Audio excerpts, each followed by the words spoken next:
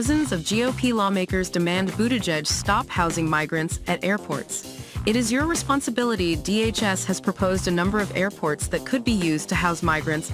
Dozens of House Republicans, led by the head of the Transportation Committee, are calling on Transportation Secretary Pete Buttigieg to stop migrants being housed at airports across the country as the federal government scrambles to find ways to house illegal immigrants. Transportation and Infrastructure Committee Chairman Sam Graves, House Republican Conference Chairwoman Elise Stefanik, Aviation Subcommittee Chairman Garret Graves, and Representative Anthony D'Esposito, RNY, along with 66 other House Republican lawmakers, have written to Transportation Secretary Pete Buttigieg opposing plans to house migrants at airports.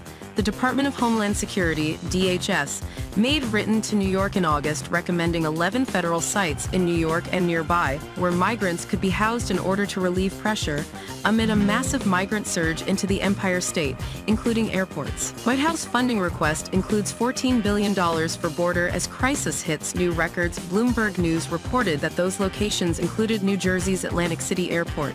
It also reportedly includes Massaina International Airport, which is a U.S. port of entry for the U.S.-Canada border. It has already provided a hangar at JFK Airport.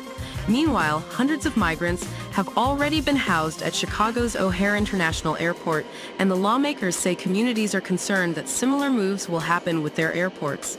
We adamantly oppose these ill-conceived plans that blatantly ignore the true crisis at hand and would inappropriately utilize America's infrastructure, the lawmakers say. Our nation's airport infrastructure was built to facilitate commerce and transportation, not to serve as housing for unvetted and undocumented migrants. We request that you enforce public airport grant assurances and reject such plans. The lawmakers say they are concerned about the lack of regard for security risks posed by housing migrants at airports and say that airports are generally required to request permission from the Federal Aviation Administration, FAA, before they're used for non-aeronautical purposes.